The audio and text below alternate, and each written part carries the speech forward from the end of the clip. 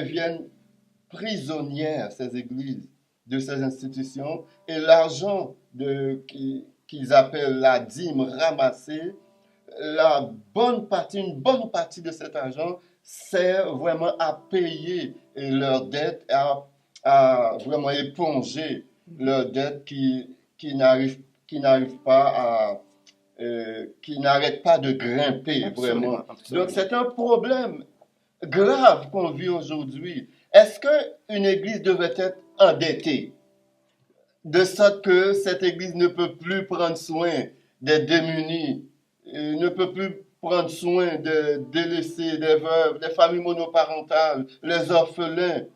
Est-ce que c'est possible? Je crois que ce n'est pas possible pour une église de s'endetter, d'aller acheter de grosses bâtisses. D'ailleurs, la dîme n'était pas administrée pour ça. Si on bâtit des temples, on devrait trouver un moyen avec les dons, avec les dons soit des étrangers ou les dons des gens de l'église qui ont la capacité, qui sont mieux nantis pour payer le temple. Mais on ne devrait pas utiliser la dîme ou on ne devrait pas utiliser les gens qui n'ont pas le moyen pour payer des grosses bâtisses. Je pense pas que ce soit le but. Le but, c'est d'administrer la bonne parole. Le but, c'est d'aider les autres. Et Yahweh, dans sa compassion, va nous donner le moyen pour trouver un toit, un endroit pour administrer, pour prêcher sa parole. Regarde, dans l'ancien temps, qu'est-ce qu'on faisait, Daniel? Qu'est-ce qu'on faisait, Aurèle? Il y avait un temple dans le quartier où tout le monde se réunit. Là, il ne serait pas endetté parce qu'on a les moyens, parce que tout le monde se réunit dans un temple. Mais actuellement, tout le monde se réunit, 20 personnes ici, 30 ici, 50 ici. C'est des véritables dépanneurs. Ce n'est pas des temples, ce n'est pas des églises. Alors, l'objectif, c'est d'aller chercher du profit pour s'enrichir. Parce que moi, j'appelle ça pas des vraies églises. Quand on parle de temple, vraiment, on voit dans l'Ancien Testament, c'est quoi un temple? Dans cette ville, il y a un temple où tout le monde se réunit. On a les moyens, on n'a pas droit de s'endetter. On a le moyen de payer le temple. Parce que tout le monde se réunit dans un temple. Ben, dans un seul quartier, on peut trouver 15 églises divisées par le nombre des habitants de ce quartier-là. C'est normal qu'ils s'endettent parce que tout le monde veut être roi, tout le monde veut être millionnaire. C'est ça l'objectif, en dehors de la volonté de Dieu. C'est vraiment triste de constater ces choses. Et on en parle, mais j'ai le cœur qui saigne en voyant ce qui se passe présentement, comment le peuple de Dieu est saigné à blanc pour payer des grosses hypothèques. Il y a une course aux cathédrales qui se fait maintenant. C'est comme plus l'église est grosse, plus l'église est remplie, plus je suis un gros bishop. Donc les gens associent ça à être un grand pasteur. C'est comme ça qu'on définit un grand pasteur, parce qu'il a une grande église. Le problème est d'autant plus grave qu'il y a certains dirigeants d'église qui menacent certains membres. S'ils ne paient pas leur dîme, ils ne vont pas chanter leurs funérailles, ils ne vont pas célébrer leur mariage ou le mariage de leurs enfants. Donc c'est devenu un chantage dans le milieu évangélique avec la dîme. Donc il faut qu'on règle ce problème, il faut que les chrétiens ouvrent leurs yeux, qu'ils retournent à la parole de Dieu et voient qu'est-ce que la parole dit concernant la dîme et avoir le cœur net pour dire, ok, voilà ce que mon Dieu me demande de faire, qu'il pleuve, qu'il tonne, contre vents et marées, je vais aller dans cette direction-là parce que c'est ce que la parole m'enseigne. Tout à fait. Ce qui est important là-dedans, si nous lisons dans Matthieu chapitre 23, verset 23, on a fait mention de la dîme, mais on nous avait dit aussi ce qui est plus important pour un chrétien, c'est la justice, la paix, à la recherche de ta sanctification qui est le plus important. Mes chers amis, quand on regarde comment fonctionnent nos églises. Moi, je l'ai dit et je l'assume.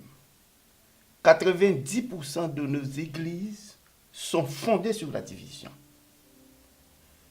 Et Dieu, c'est l'unité. Quand ces gens-là, à travers la division, à travers des coups d'État, ont fondé des églises, ces églises-là ne sont pas des églises selon la direction divine. Je ne suis pas responsable de votre division. Pourquoi un quartier, mettons, qui a 1000 personnes, s'il y avait un temple ou une église, ces 1000 personnes-là se réunissent dans ce temple, dans cette église-là, il n'y aura pas de problème d'économie, il n'y aura pas de problème d'endettement. Mais moi, si vous divisez le peuple avec 20 églises pour 1000 personnes, chacun veut être roi, chacun veut être empereur, écoute, après tu s'acharnes. Moi, une fois, je suis l'exemple, j'ai été séquestré dans une église. Je n'ai pas peur de le dire. Oui, l'église a une dette de $4000. Il n'y a personne qui va sortir. Tout le monde doit payer les $4000. On appelle ça kidnapping. Moi, je n'ai pas demandé à des gens de donner des coups d'État, de diviser le peuple de Dieu. Si vous faites vos dettes, et puis après, c'est moi qui dois l'assumer. Dieu ne fonctionne pas comme ça.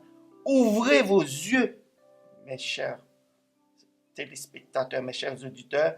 Regarde ce quelle lignée s'arrange tous ces détracteurs de la parole de Dieu.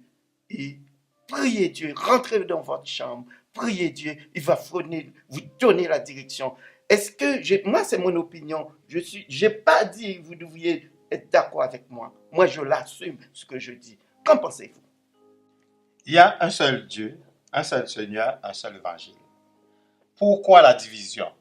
L'évangile que l'apôtre Paul avait prêché, il avait dit, on ne devrait pas administrer un autre évangile parce qu'il y a un seul évangile.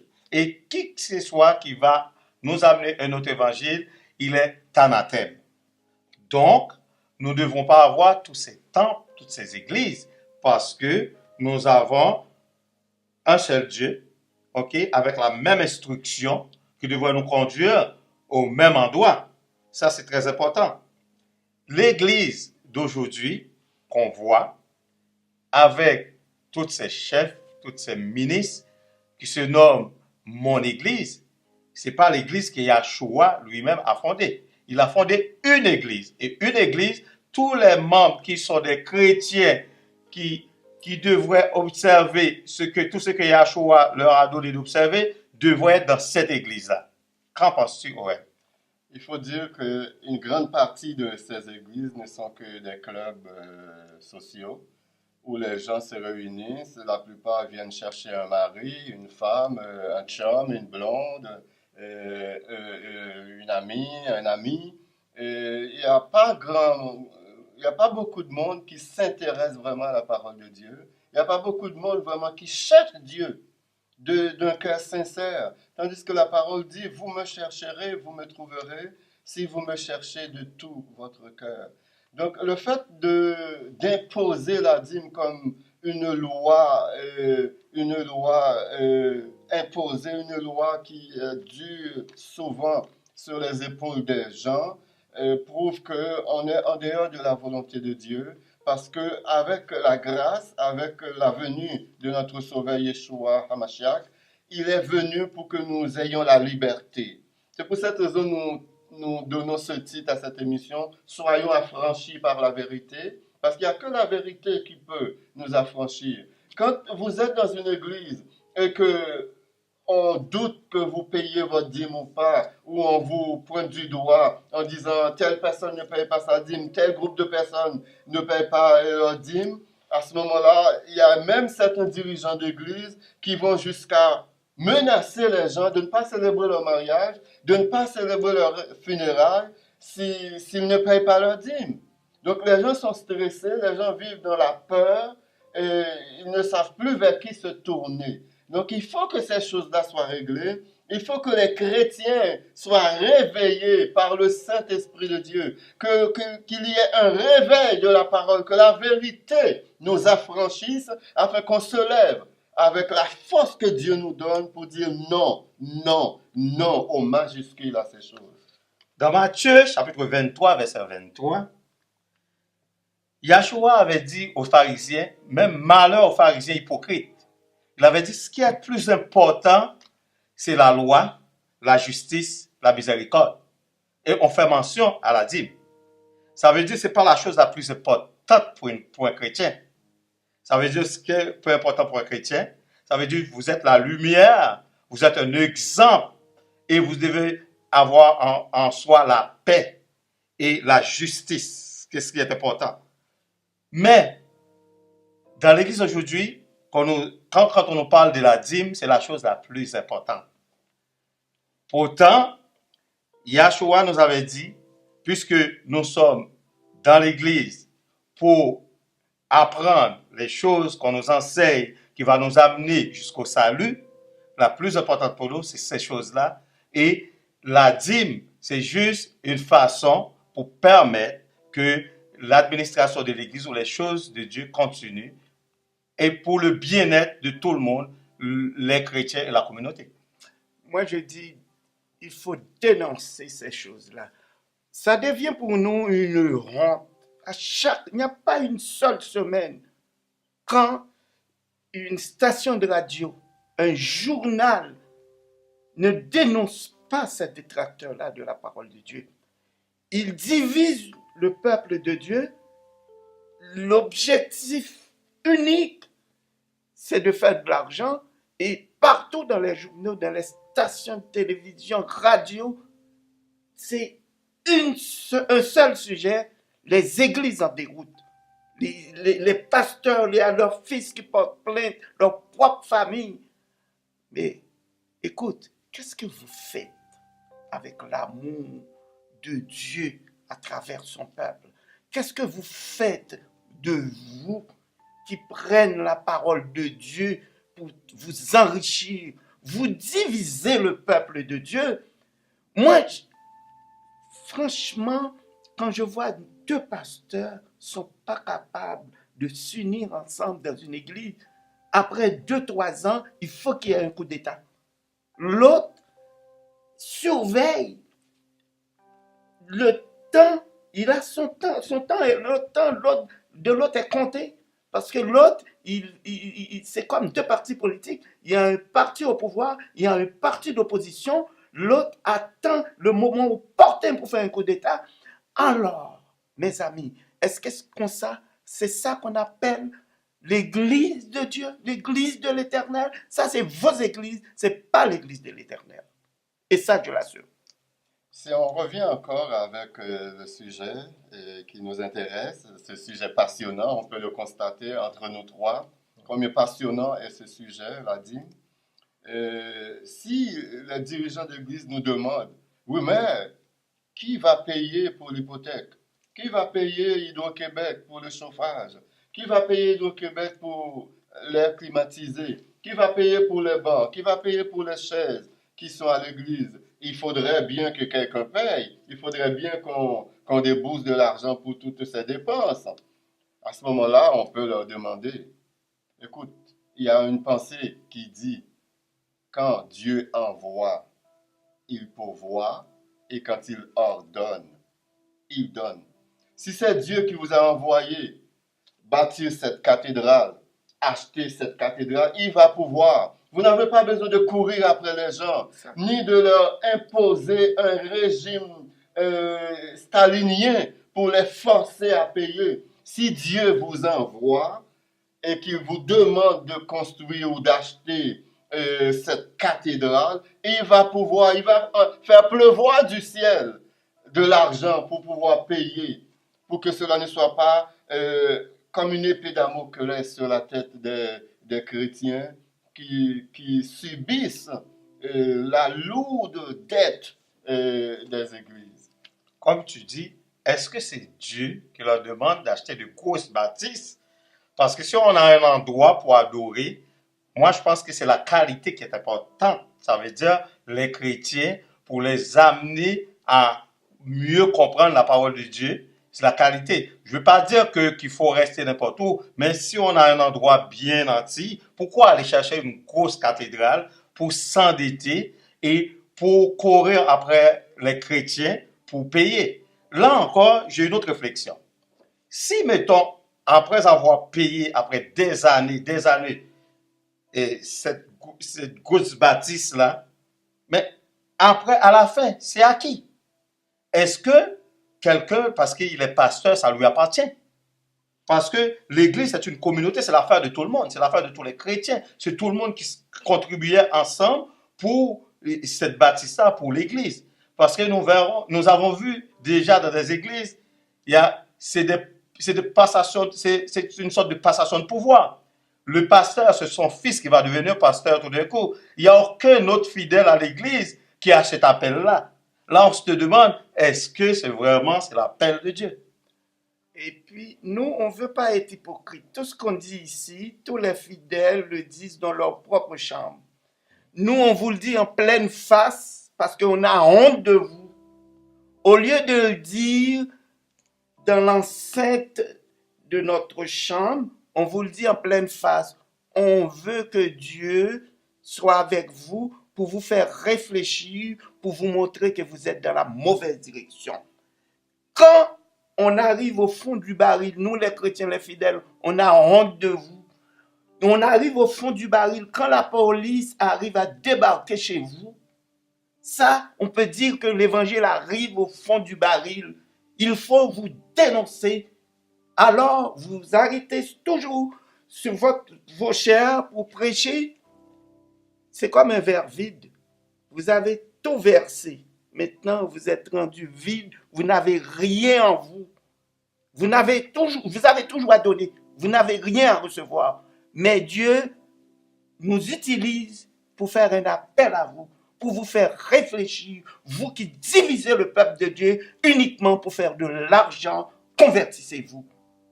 Aussi, on peut rassurer aussi sur ce point, c'est que le but, si la dîme devait exister aujourd'hui, si on doit pratiquer la dîme aujourd'hui, le but de la dîme ne devrait pas changer également.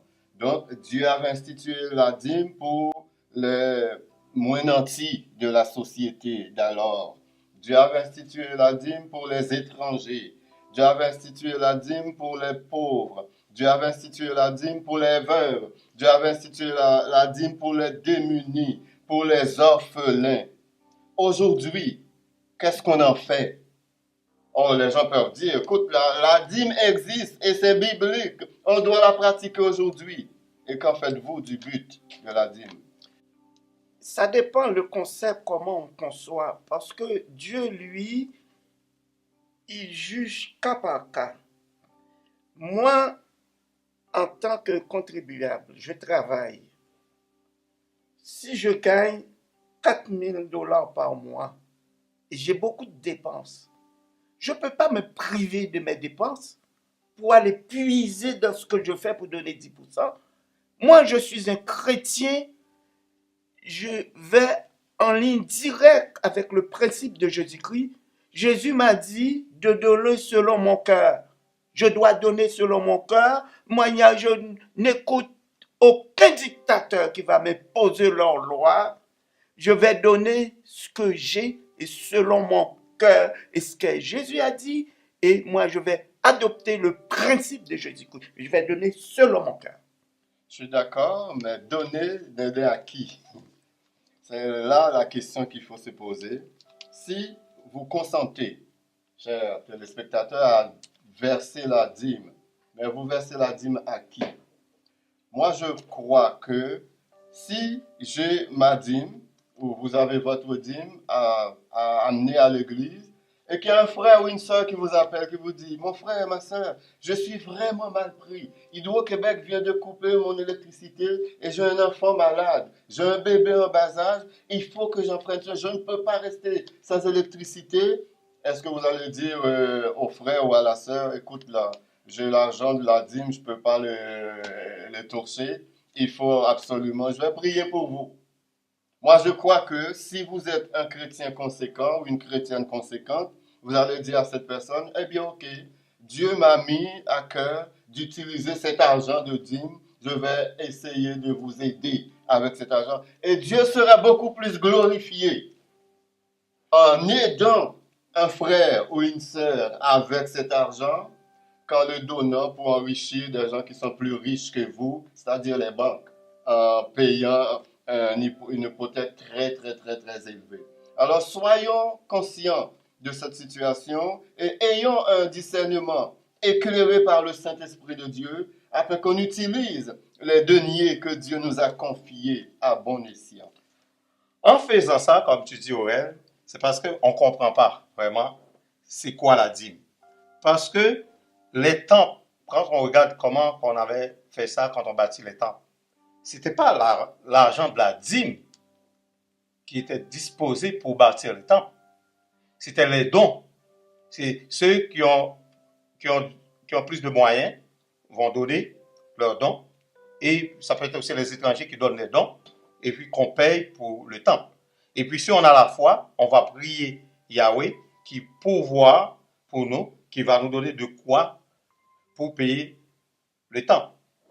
Mais s'il y a quelqu'un qui est mal pris, un orphelin, une veuve, ou quelqu'un, son enfant est malade, je pense que c'est une sorte de dîme aussi qu'on en donne à cette personne-là. Moi, je dis, on arrive à un moment donné, je reprends mon mot, on arrive au fond du baril. En plus, la Bible dit qu'il était possible qu'il n'arrive pas de scandale parmi nous, mais malheur à ceux par qui le scandale arrive. C'est extrêmement grave ce que nous vivons aujourd'hui avec l'Évangile qui est la risée de tous et à cause de ce que certains hommes font. Heureusement, je suis convaincu à 150% que Dieu se réserve un reste, un faible reste des hommes et des femmes de Dieu conséquents, consacrés, qui sont sérieux dans l'œuvre, mais malheureusement, ces gens viennent semer le doute sur tout le monde, et tout le monde est dans le même panier, malheureusement. Merci nos téléspectateurs, nous sommes rendus à la fin de notre émission, et continuez à nous suivre sur tous les réseaux sociaux, YouTube, Facebook, et la semaine prochaine, vous aurez d'autres émissions. Que Dieu vous bénisse.